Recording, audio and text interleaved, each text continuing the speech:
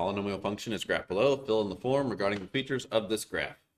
First three we know are determined by the direction of the arrowheads.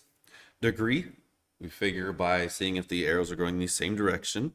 Looks like these arrows are both going up on both sides, so same direction would mean that this is an even degree function.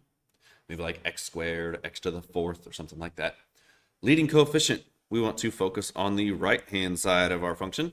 This graph is going up on the right side, which means it is a positive leading coefficient. End behavior. End behavior is determined by what's happening on both sides, but also written in more of a math format.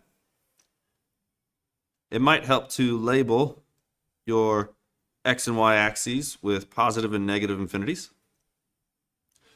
So if I think as my graph goes to the right, my end behavior is going up. I can follow that. So I'm going to write that with proper notation here. As x goes to infinity, or the right side, f of x happens to also go to positive infinity, going up. And then what's my graph doing on the left side as I go to the left? So that'd be negative infinity for x. X goes towards negative infinity. Where's my function going?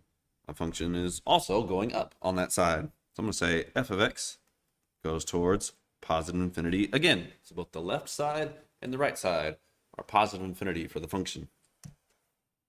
Number of zeros anywhere we touch or cross the x-axis. I see 1, 2, 3, 4. I have 4 of them on this graph. Number of maximums. Maximums would be a high spot or like a hilltop. I see 1 right there. I see 1 right there. And that would be a relative maximum. I just got 2 on this one. Relative minimums, or a low spot, a U shape, if you want to say it that way. I can see 1 right there. If I look at this, even though I'm not crossing underneath that x-axis, that is okay. That still counts as a spot where I'm turning around. So that does still count as a minimum. I got 1 on the very bottom right here, and I got another one over here on the right side, another touch and go situation. So it looks like I have 3 relative minimums.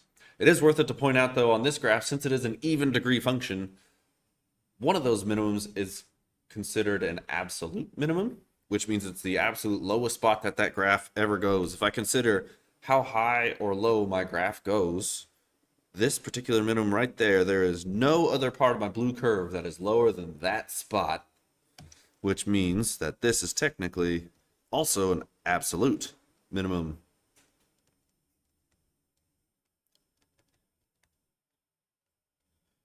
Sorry for the poor handwriting right there. If it is necessary to consider which one is the absolute minimum, that particular spot would be the absolute lowest that graph ever goes. Extreme values is just the total of your maxes and mins put together. So we have 5 extreme values for this function.